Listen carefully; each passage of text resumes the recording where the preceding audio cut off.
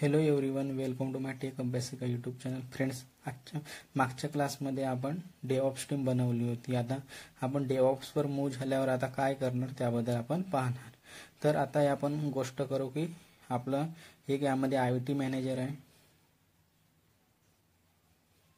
यांनी यामध्ये दोघांचे भांडण होते. जुनं सिनेरिओवर जाऊ तर डेव्हऑप्सवर मूव्ह होणार. तर डेव्हऑप्समध्ये काय होते की तर IT मॅनेजर काय करणार की यामध्ये डेव्हलपमेंट प्लस ऑपरेशन या दोघांमध्ये जे भांडण होते, जे डेव्हलपमेंटवाले ऑपरेशन सोबत भांडतात आणि ऑपरेशनवाले डेव्हलपमेंटवाल्यासोबत वाल्यासोबत भांडतात. यामध्ये ऑर्गनायझेशनवाल्यांनी काय केलं की याच्यासाठी या प्रॉब्लेमसाठी सॉल्व्ह करण्यासाठी सकाळी सकाळी प्रत्येक IT कंपनीमध्ये जिथे पण सॉफ्टवेअर कंपनी आहे या प्रॉब्लेममुळे भांडण असतात. त्याच्यामुळे आपण डेव्हऑप्सवर मूव्ह झालो. ह्या मागच्या क्लासमध्ये ह्या गोष्टी सांगितलेल्या आहेत की डेव्हलपमेंट टीम आणि ऑपरेशन टीम यांचे कोऑर्डिनेशन नसल्यामुळे यामध्ये एकमेकावर डिपेंडन्सी राहते, तर भांडण होतात. तर याच प्रॉब्लेमला सॉल्व्ह करण्यासाठी आपण डेव्हऑप्सवर मूव्ह झालो.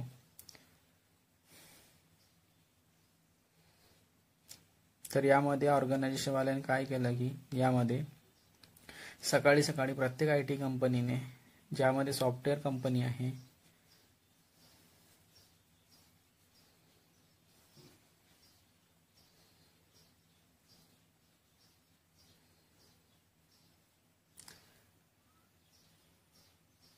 ज्यामध्ये सॉफ्टवेअर डिझाईन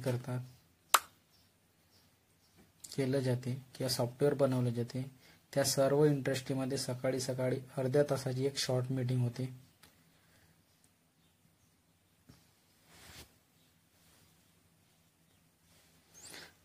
आणि त्या शॉर्ट मीटिंगला नाव राहते, जनरली आपण त्या मीटिंगला म्हणतो सिंकअप मीटिंग. सिंकअप मीटिंग म्हणू शकतो.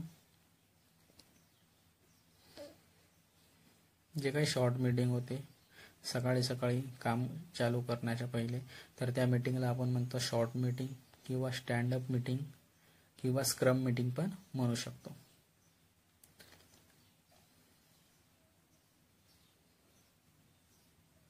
आणि याचा दृष्टिकोन हा असतो की अर्ध्या तासात हे ते माहीत करतात की आपण आज काय काम करणार आहे किंवा या प्रकारचे काम आज कशा प्रकारे करायचे आहे.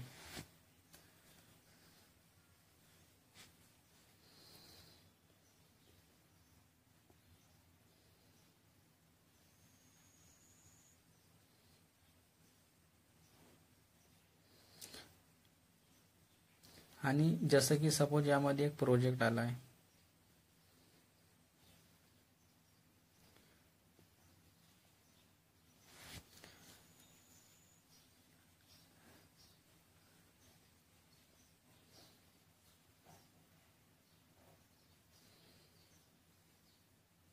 तर हा प्रोजेक्ट कशा प्रकारे करणार, कोणता व्यक्ती काय काम करणार, किंवा जनरली जेव्हा प्रोजेक्ट स्टार्ट होतो तर तेव्हाही प्रोजेक्ट स्टार्ट झाला तेव्हा डेली मीटिंग सकाळी घेतली जातात. त्यानंतर एम्प्लॉई आपापल्या जागेवर जातात आणि आपल्या टेबलवर बसून आपलं काम करतात. जे पण काम त्यांना करायचे आहे ते आपापल्या पद्धतीने आपलं काम पूर्ण करतात. म्हणजे आपापले त्याचे जे डेलीचे टास्क असतात ते पूर्ण टास्क परफॉर्म करतात.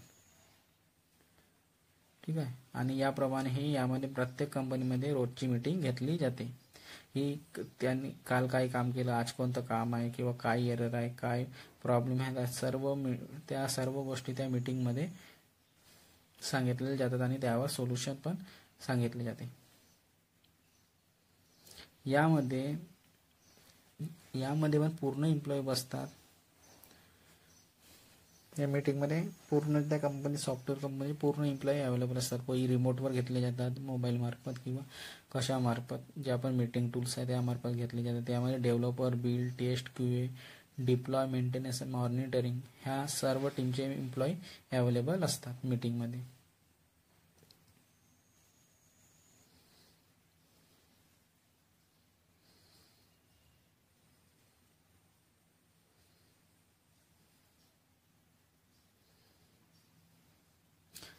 म्हणजे डेव्हलपमेंट टीम प्लस ऑपरेशन टीमवाले यामध्ये बसलेले असतात, या मीटिंगमध्ये अवेलेबल असतात.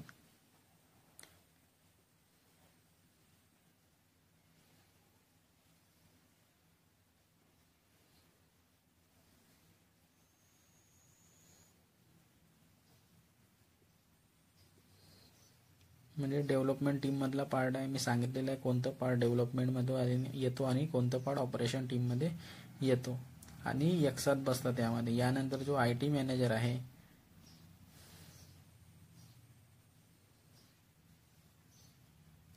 डेव्हलपमेंट प्लस ऑपरेशन टीम वाले यामध्ये सर्व मीटिंग अटेंड करतात.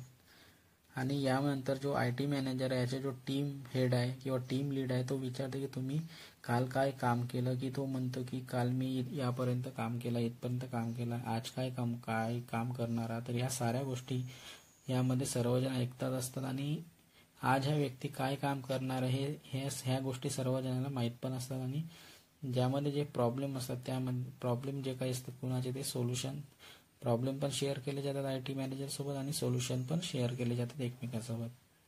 म्हणजे यामध्ये काय असतात की एकमेकांसोबत जोडून राहतात. म्हणजे सर्वांना माहीत आहे की यामध्ये प्रॉब्लेम काय आहे, त्या गोष्टीचे सोल्युशन काय आहे, ह्या गोष्टी यामध्ये सर्वांना माहिती असतात. म्हणजे एकमेकांना अपडेट केल्या जातात सर्व गोष्टी, आणि कोणता व्यक्ती पर्टिक्युलर कोणतं काम करत आहे आणि कधी अपलोड केलेल्या रिपोजिटरीमध्ये, ह्या सर्व गोष्टी यामध्ये माहिती असतात. म्हणून यांना सिंकअप मीटिंग म्हणतात, सिंक्रोनाइज राहतात एकमेकांसोबत, म्हणजे एकमेकाशी जुळलेले राहतात, म्हणून सर्वांना एकमेकांबद्दल कामाबद्दल माहिती राहते.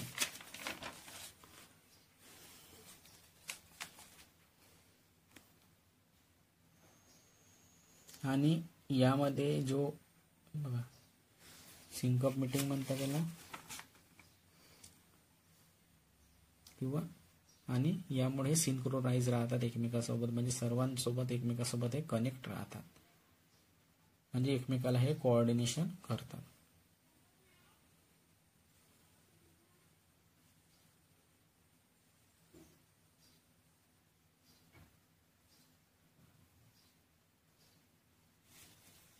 म्हणजे डेव्हलपमेंट, आणि याचं आणखी एक कारण आहे की यामध्ये डेव्हलपमेंट प्लस जे ऑपरेशनचे जे प्रॉब्लेम आहेत, ते जे डिफरन्सेस आहेत ते यामध्ये संपलेले आहेत. तर प्रत्येक कंपनीला मध्ये सुरुवातीला 15 ते 30 मिनिटाची यामध्ये मीटिंग घेतली जाते. तर यामध्ये आता डेव्हलपमेंट प्लस ऑपरेशन या दोन्ही टीमचे प्रॉब्लेम यामध्ये संपलेले आहेत, कारण की एकमेकाला कोऑर्डिनेशन करतात आणि एकमेकांसोबत यामध्ये जुळून राहतात, कनेक्टेड राहतात, आणि कोण कोणतं काम करतो, काय काम केलेले, ह्या सर्व गोष्टी यामध्ये त्या सर्व लोकांना माहिती राहते. तर हे प्रॉब्लेम जे आहे ते डेव्हऑप्समुळे यामध्ये सॉल्व्ह झालेले आहेत. तर यामध्ये आता 15 ते 30 मिनिटाची सकाळी मीटिंग घेतली जाते, यामध्ये सर्व प्रॉब्लेम सॉल्व्ह केले जातात. आता डेव्हऑप्स काय आहे, तर डेव्हऑप्स एक असा व्यक्ती जो डेव्हलपमेंट प्लस ऑपरेशन हे दोन्ही काम करू शकला पाहिजे. कोड बनवण्याचे सोडून बाकी सर्व काम करू शकेल किंवा समजू शकणार या सर्व कामाला डेव्हलपमेंट प्लस ऑपरेशन या कामाला, या सर्व कामाला म्हणतात डेव्हऑप्स इंजिनियर. ज्याला की असा व्यक्ती ज्याला डेव्हलपमेंट प्लस ऑपरेशन या सर्व टर्मची इन्फॉर्मेशन त्याला माहिती आहे की कशा पद्धतीने काम केले जाते, काय कशा पद्धतीने त्याचे सोल्युशन आहे, त्या ज्याला हे टर्म माहिती आहे त्याला म्हणतात डेव्हऑप्स इंजिनियर.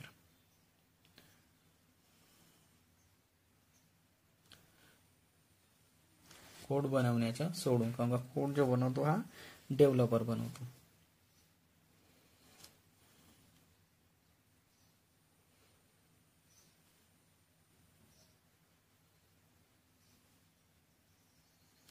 आणि या सर्व टर्मला समजू शकला पाहिजे आणि सर्व गोष्टीची त्याला माहिती असली पाहिजे, त्याला आपण डेव्हऑप्स इंजिनियर म्हणणार. आणि डेव्हऑप्स इंजिनियर आल्यानंतर मार्केटमध्ये खूप सारे जॉब संपुष्टात आलेले आहेत. आणि मी तुम्हाला जे क्लासेसमध्ये सांगत आहे 1 by 1 जी स्पून फिडिंग सारखी मी प्रत्येक क्लास घेत आहे, ज्यामध्ये मी एक पण पार्ट्स नाही सोडत आहे. 1 by 1 क्लासेसला फॉलो करा आणि त्यानुसार तुम्हाला ह्या सर्व गोष्टी माहिती होऊन जाणार. तर या डेव्हऑप्स इंजिनियरमुळे मार्केटमध्ये जॉब ह्या कमी झालेल्या आहेत, म्हणजे ज्या मॅन्युअली जॉब होत्या त्या कमी झालेल्या आहेत. तर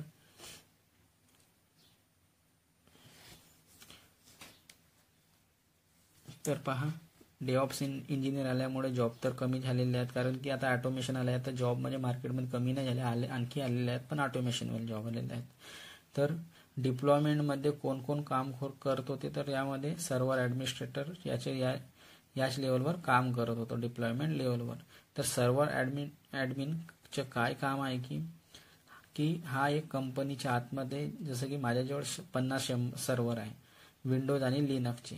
तर आणखी काही तर यामध्ये पॅकेजेस इन्स्टॉल करणं, या सर्व्हरमध्ये अपडेट करणं, यामध्ये सॉफ्टवेअरला इन्स्टॉल करणं, हे सर्व काम सर्व्हर ॲडमिनचे होते, की पूर्ण सर्व्हरला मॅनेज करणं.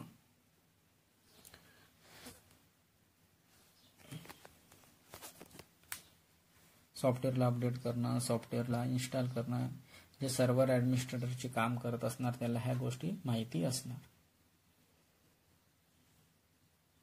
की कशा पद्धतीने काम केले जातात आणि कशा पद्धतीने ह्या सर्व गोष्टी केल्या जातात. काही एरर आला तर कसा फाइंड आउट केला जाते, ह्या सर्व गोष्टी त्यांना माहीत असेल सर्व्हर ॲडमिनला. तर आता काय झालं की याच्या जागी जो ऑटोमेशन आलेला आहे आणि प्रत्येक लेवलवर आताच्या तारीखला ऑटोमेशन पण पाहतो आपण. मॅन्युअली ह्या सर्व गोष्टी आता नाही करत.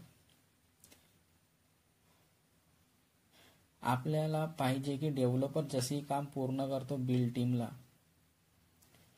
माहिती पाहिजे, याच्याजवळ नोटिफिकेशन आलं पाहिजे, की याला विचारावं नाही लागलं पाहिजे, की किंवा वाट पाहावी नाही लागलं पाहिजे, की होऊ शकतो की डेव्हलपर कोड बनवून ठेवला असेल घरी, की मी कोड 2 दिवसा पहिले बनवला आहे पण मी सांगायला विसरलो. आता या 2 दिवसापासून वाट पाहत होता, याचे पण 2 दिवस खराब झाले. ह्या गोष्टी नाही झाल्या पाहिजे, त्यासाठी यामध्ये ऑटोमेशन आलेलं आहे. म्हणजे जसं की आपण कोणतं काम केलं आणि विसरलं, तर पहिले माहिती नव्हतं मॅन्युअल प्रोसेसमध्ये, परंतु काय होते की आता ऑटोमेशन आल्यामुळे आपण कोणतं काम केलं तर आणि रेपोजिटरीमध्ये की कोणतं आपण डिस्ट्रीब्युटेड व्हर्जन कंट्रोलमध्ये काम करतो किंवा कशामध्ये, तर ह्या गोष्टी या समोरच्या व्यक्तीला माहिती होऊन जाते ऑटोमेशनमुळे. तर ऑटोमेशनसाठी आपण प्रत्येक लेवलवर जे काम करतो त्यासाठी यामध्ये टूल्स बनवलेले आहेत.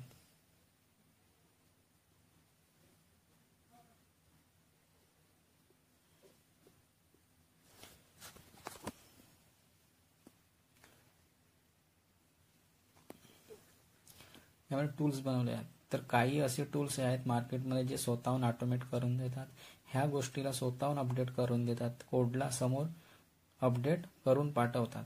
तर जसं की डेव्हलपर जसंही कोड बनवलं तसंच डेव्हलपर कोड टाकणार गिटमध्ये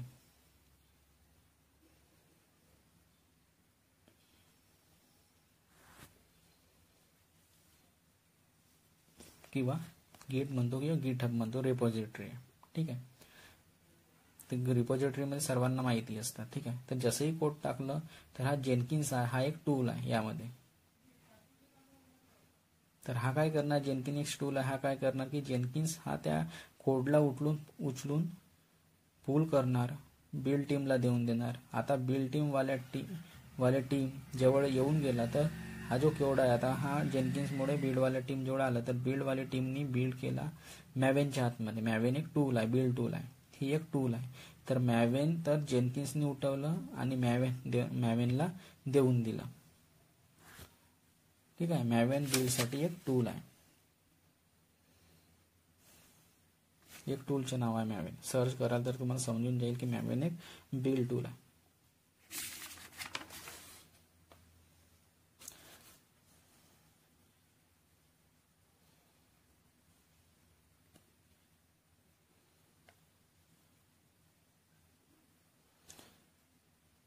आणि आता जेनकिन्स जवळ काही अपडेट आला की हा वाला कोड आहे तर हा रन नाही करत आहे किंवा एरर देत आहे, बिल्डनी सांगितलं की हा कोड चुकीचा आहे, तर अशा वेळी जेनकिन्स काय करणार की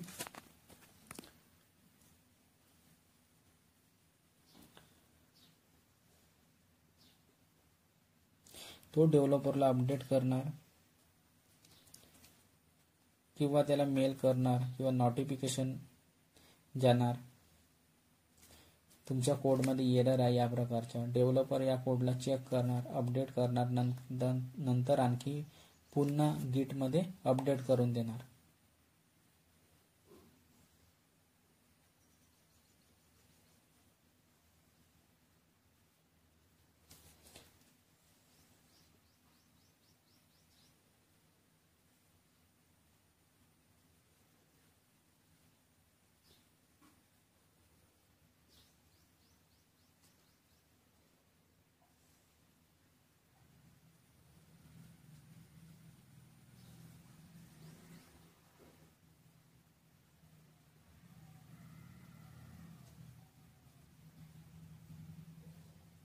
तर पहा अपडेट करून दिलं आणि जसंही गिटमध्ये अपडेट होणार त्याला नोटिफिकेशन गेलं तर आता त्या कोडला तो सॉल्व करणार प्रॉब्लेम काय आहे तर त्या कोडमध्ये, ठीक आहे, अपडेट करून देणार आणि गिटमध्ये त्या कोडला अपलोड करून देणार. आता जसंही गिटमध्ये अपडेट केला कोडला जेनकिन्स पुन्हा उचलून बिल्ड टीमला देणार आणि त्या कामाला जास्त वेळ नाही लागणार. आता जसंही वस्तू अपडेट होणार समोर पाठवली जाणार तेव्हा ह्या प्रकारे प्रोसिजर होते, ऑटोमेशन होतं. तर या पद्धतीने प्रोसिजर होत आहे तर काम लवकर होतं. तर पहा यामुळे ऑटोमेशनमुळे ह्या गोष्टी पॉसिबल झाल्या डेव्हऑप्समुळे, की जसंही कोडमध्ये त्याला चेकिंग केलं, जसं कोड बनलं तसं त्याला एरर मिळालं, त्या कोडला सॉल्व्ह करून आणि पुन्हा त्याला अपडेट करून दिलं तर यामध्ये हा प्रॉब्लेम सॉल्व्ह होऊन गेला. ह्या सर्व गोष्टी झाल्या पॉसिबल ह्या ऑटोमेशनमुळे. तर ह्या सर्व गोष्टी आता डेव्हऑप्स आल्यामुळे ह्या पॉसिबल झाल्या. की जुन्या प्रोसिजरमध्ये मी सांगितलं की काही प्रॉब्लेम झालं तर जिथपर्यंत पूर्ण कोड बनत नाही तिथपर्यंत आपण समोर जाऊ नाही शकत होतो, ठीक आहे. आता यामध्ये टेस्टसाठी जो पॉप्युलर टूल आहे तो आहे सेलेनियम. तर खूप साऱ्या टूल्स आहे यामध्ये, पण मी पॉप्युलर टूलचे नाव सांगत आहे, परंतु हे आपल्याला नाही करायचे आहे गोष्टी, कारण का सेलेनियमसाठी जी गोष्ट आहे ती जावाची रिक्वायरमेंट आहे. अरे सेलेनियम टूलला यूज करण्यासाठी आपल्याला जावा येणं गरजेचं आहे आणि टीम पण यासाठी टेस्टिंग टीम पण वेगळी राहते.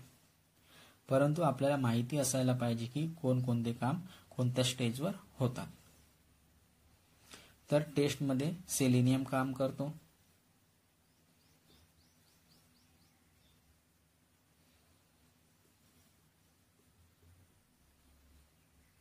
नंतर बघा टेस्ट टीम ही वेगळी राहते आणि टेस्टमध्ये सेलेनियम काम करतं.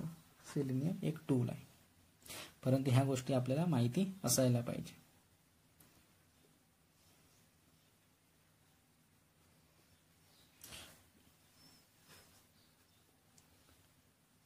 नंतर QA मध्ये आपण असं कोणतं टूल यूज नाही करत, ती एक वेगळी लेवल आहे, ठीक आहे. क्वालिटी ॲश्युरन्स QA ही एक वेगळी टीम आहे, यामध्ये आपण अशी कोणतीही टूल यूज नाही करत. तर यामध्ये डिप्लॉय खूप इम्पॉर्टंट आहे, कारण जे मॅक्झिमम जॉब येतात ते तुम्ही पाहिलं असणार तर मार्केटमध्ये पण जॉब येतात ते आहे शेप लेवलवर. डिप्लॉयमध्ये शेप काम करतो. शेप एक कॉन्फिगरेशन मॅनेजमेंट टूल आहे.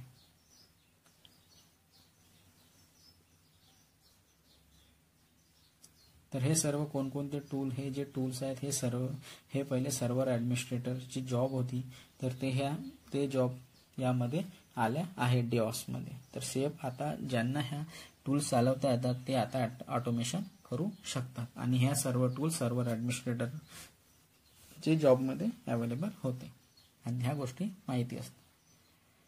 तर बघा, तर हे आता शेप मार्फत आपण ऑटोमेशन करतो. शेप एक कॉन्फिगरेशन मॅनेजमेंट टूल आहे, ह्या टूलला पण आपण समोर पाहणार आहोत. तर आता जसं की आपल्याला 100 सर्व्हरवर मला कोणतं सॉफ्टवेअर अपडेट करायचे आहे, की जसं मला मॅन्युअली एक काम नाही करायचे आहे, मला डायरेक्ट 100 सर्व्हरवर पण मला सॉफ्टवेअर अपडेट करायचे आहे. तर मी यासाठी काय करणार, मी यासाठी शेप या टूलच्या मार्फत एक साथ 2-4-5 मिनिटांमध्ये 100 सर्व्हरला अपडेट करून देणार. मी यामध्ये ऑटोमेशन टूल यूज करणार, ती ऑटोमेशन टूल शेप. तर सर्व्हर ॲडमिनिस्ट्रेशनची जॉब आहे ही शेप या व्यक्तीने घेऊन घेतली आता, कारण की याला शेप टूल याला यूज करता येतो.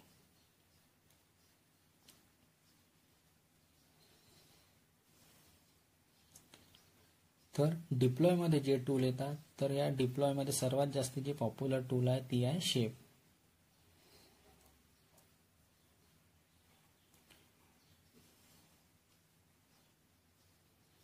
आणि शेपच्या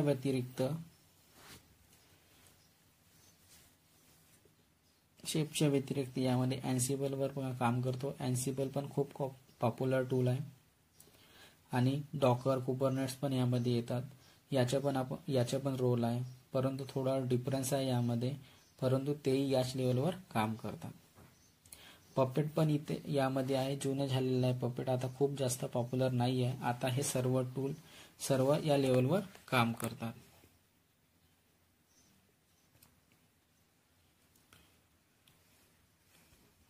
आता ह्या गोष्टी आपल्याला समजलं असणार की काय काय यामध्ये प्रॉब्लेम आहे, काय काय डिफरन्सेस आहेत आणि कोणत्या टूल कोणत्या लेवलवर यूज केले जातात ह्या गोष्टी आपल्याला यामध्ये माहिती झाली असणार. ठीक आहे. तर पपेटचं पण मी जमलं तर एखादी व्हिडिओ अपलोड करून देणार. ह्या ज्या टूल्स आहेत ह्या सर्व टूल्सबद्दल मी माहिती देणार. ठीक आहे. परंतु पपेट हा जुना झालेला आहे, परंतु पॉप्युलर खूप आहे. खूप लोकांना पपेटबद्दल माहिती आहे की कशा पद्धतीने काम करतो पपेट, तर ह्या गोष्टी माहिती आहे.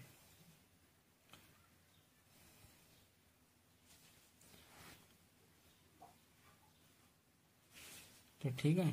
तर याचं काम काय आहे की डिप्लॉय लेवलवर मला 100 सर्व्हर पाहिजे, विंडोज सर्व्हर पाहिजे किंवा कोणतं सॉफ्टवेअर अपडेट करायचं आहे, तर मी एकसाथ काही वेळेत काही सेकंदामध्ये त्या प्रकारचं काम करू शकतो. मी 100 सर्व्हर रेडी करू शकतो विथ दॅट कॉन्फिगरेशन. तर यासारख्या गोष्टी डिप्लॉयमध्ये येतात. तर यामध्ये शेपचा यूज करून 100 सर्व्हर आपण सॉफ्टवेअरला इन्स्टॉल अपडेट पण करू शकतो. तर ह्या गोष्टी आपण या शेप टूलच्या यूज करणाऱ्या गोष्टीसाठी.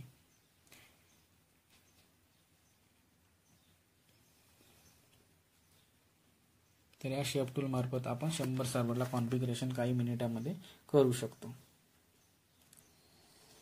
आता यामध्ये डिप्लॉय नंतर येतो मेंटेनन्स.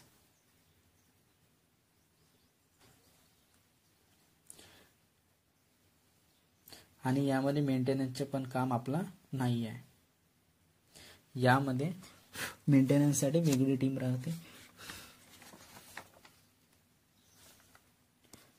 याच्याशी आपलं काही लेणं देणं नाही आहे. हे मेंटेनन्सची टीम वेगळी राहते. आणि मॉनिटरिंगमध्ये आता मेंटेनन्स नंतर येते मॉनिटरिंग. मॉनिटरिंग पण एक इम्पॉर्टंट पार्ट आहे यामधला. तर यामध्ये AWSचं क्लाउड वाज यूज होतो मॉनिटरमध्ये आणि किंवा Node.js यूज होतो. क्लाउड वाच का बरं म्हणत आहे, कारण की आपण जे पण लॅब करणार आहे ते आपण AWS वर करणार आहे. पूर्ण डेव्हऑप्स लिनक्स मशीनवरच आपण करणार आहे आणि यामध्ये आपण AWS क्लाउडचा यूज करणार आहे. कारण की 5 मिनिटांमध्ये EC2 इन्स्टन्स यूज करून आपण लिनक्समध्ये यामध्ये बनवू शकतो. तर आपल्याला यामध्ये काम करायचं आहे लिनक्स मशीनवरच आणि लिनक्स घेणार आहोत आपण AWSचा यूज करू. AWS क्लाउडचे यूज करणार आणि त्यामध्ये लिनक्स मशीनला इन्स्टॉल करणार, कॉन्फिगर करणार. आणि यासाठी आपल्याला AWSचे नॉलेज राहणं खूप गरजेचं आहे.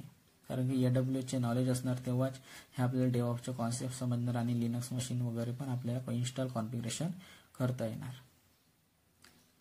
तर यासाठी आपल्याला लिनक्स AWSचं नॉलेज असणं आवश्यक आहे.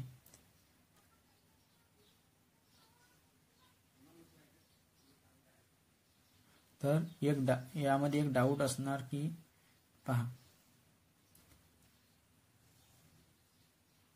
की आपण AWS डेव्हऑप्स शिकणार कारण AWS वर करत आहोत की बघा आपण AWS डेव्हऑप्स शिकणार की काय शिकणार, तर पहा आपण यामध्ये आपण वेगवेगळ्या टूलचे यूज करून आपण डेव्हऑप्स शिकणार आहोत. कारण की आपण ओपन सोर्स टूलचा यूज करणार आहे आणि या मार्फत आपण डेव्हऑप्स शिकणार. तर लक्षात ठेवा AWS डेव्हऑप्स किंवा Azure डेव्हऑप्स ह्या वेगवेगळ्या गोष्टी आहेत आणि मी जो डेव्हऑप्स शिकवणार आहे तो वेगळा आहे. आता याच्याशी काय आहे गोष्टी त्याबद्दल मी आपल्याला सांगणार आहे. कारण की जो मार्केटमध्ये ज्या टूल्स अवेलेबल आहेत जास्त यूज करतात त्यात Ansible, Docker, Kubernetes हे वेगवेगळे टूल्स यूज करतात. तर हे ओपन सोर्स टूल यूज करतात. तर आपल्याला पण ओपन सोर्स टूलचे यूज करून आपल्याला डेव्हऑप्स शिकायचे आहे. आणि असं पर्टिक्युलर नाही की AWS डेव्हऑप्स शिकायचे Azure डेव्हऑप्स असं काही यामध्ये गोष्टी नाही. तर याचे मिनिंग हा आहे की मी जेव्हा AWS डेव्हऑप्सची गोष्ट करताय तर यामध्ये मी शेप, Ansible, Git, Jenkins मी याचे यूज करणार. मी AWS स्वतःची या प्रकारची यामध्ये मार्केटमध्ये AWSची पण टूल अवेलेबल आहे. जसे AWSची टूल्स यामध्ये code commit, code star, code deploy, code pipeline आहे. परंतु आपल्याला जे मार्केटमध्ये जास्त यूज करतात शेप, Ansible, Git, Jenkins ह्या टूलचा आपण यूज करणार आहे. कारण की मार्केटमध्ये ह्याच जास्ती पॉप्युलर आहे. आणि जे AWSचे स्वतःचे टूल असतात तर आणि त्या टूलला आपण यूज करणार AWSच्या टूलला, तर त्याला आपण म्हणणार AWS डेव्हऑप्स. आणि Azureचे जे टूल्स आहेत त्या टूलला आपण यूज करणार त्याला म्हणणार Azure डेव्हऑप्स.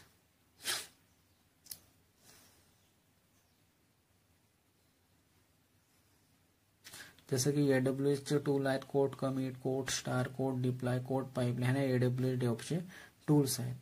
तर या टूलचा आपण यूज नाही करणार आहे, कारण की बघा यामध्ये AWS DevOps आपण करणार आहे. ठीक आहे.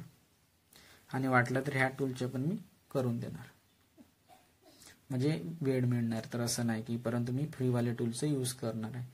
इतर AWS DevOps टूलमध्ये AWSचे जे DevOps टूल आहे त्यामध्ये code commit, code star, code deploy आणि कोड पाईपलाईन ह्या टूल्स अवेलेबल आहे. तर या टूलचा यूज करून याचे मिनिंग होणार की AWS DevOps आपण शिकत आहोत, या टूलचा आपण यूज करत आहोत. तर याचा मिनिंग होतो आपण AWS DevOps शिकत आहे. असंच आपण Azure DevOps शिकत आहोत. तर Azure DevOps मध्ये त्याच्याजवळ त्यांचे स्वतःचे टूल्स अवेलेबल आहे. तर Azure DevOps जे टूल्स अवेलेबल आहेत ते आहे त्यामध्ये Azure Repos, IDVec आणखी खूप सारे टूल Azure DevOps साठी अवेलेबल आहेत. परंतु हा वेगळा DevOps आहे. Azure DevOps AWS हे वेगळे DevOps आहे. परंतु आता आपण तुम्ही म्हणाल की आपण कोणता DevOps शिकत तर हा असं का बरं नाही, तर मार्केटमध्ये हा जास्त पॉप्युलर आहे. तो आहे गिट, जेनकिन्स, सेलेनियम झालं, शेप, एन्सिबल झालं. याच्यापैकी मॅक्झिमम टूल आहेत ते ओपन सोर्स आहेत.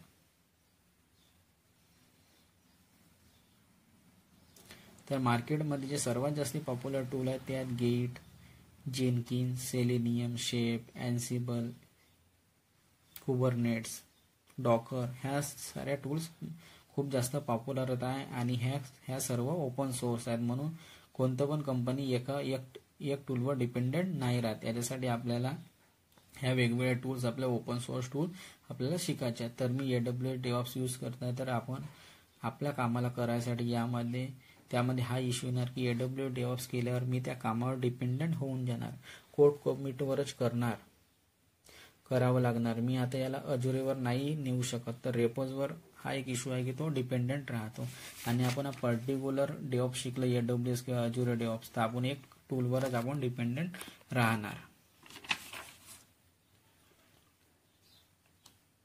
एकाच टूलवर आपल्याला डिपेंडेंट राहावं लागणार.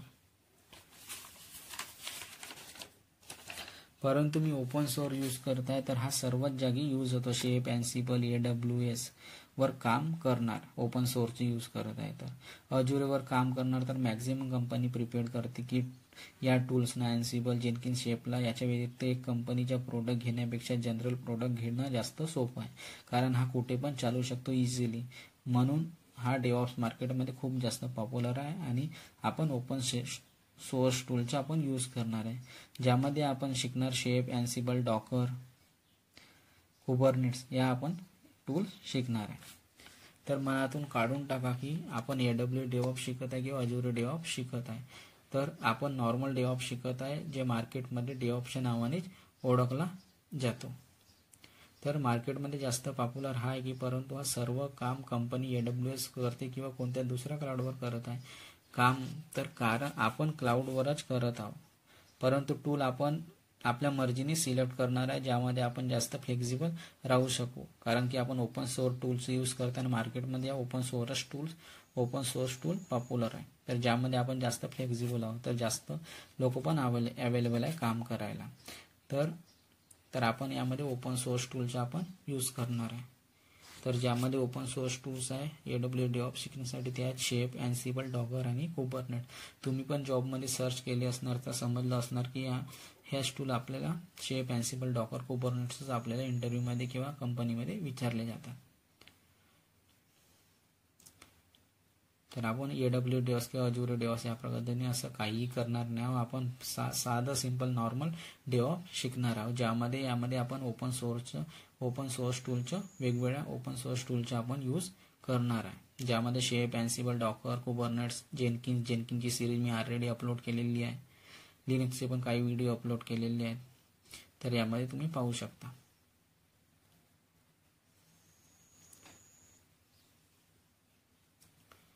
कारण की कंपनी एका टूलवर डिपेंडेंट नाही राहायला पाहिजे. त्यांना सर्व टूल्सचा वेगवेगळ्या टूलचं नॉलेज असलेला व्यक्ती पाहिजे, कारण की त्यांना पण माहिती असते की जे ओपन सोर्स आहे हे फ्री आहे.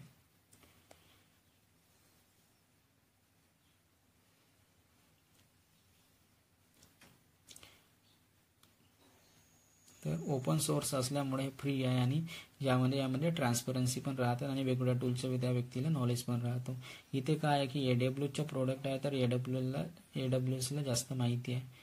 इथे पॉलिसी आहे तर इथे एक बाउंडेशन किंवा लिमिटेशन पण आहे. परंतु मार्केटमध्ये ह्या ज्या टूल्स पॉप्युलर आहेत त्या शेप, एन्सिबल, डॉकर, कुबरनेट ह्या टूलचं नॉलेज असलं तर आपल्याला खूप इझी जाणार काम करण्यात. तर म्हणून मी आपण नॉर्मल डेव्हऑप्स शिकणार आहे. म्हणजे फक्त आपण डेव्हऑप्स शिकणार आहे. ह्या टूल्स आणि वेगवेगळ्या टूल्स यामध्ये ओपन सोर्स ज्या टूल्स आहे त्या टूल्सचा आपण यामध्ये यूज करणार आहे.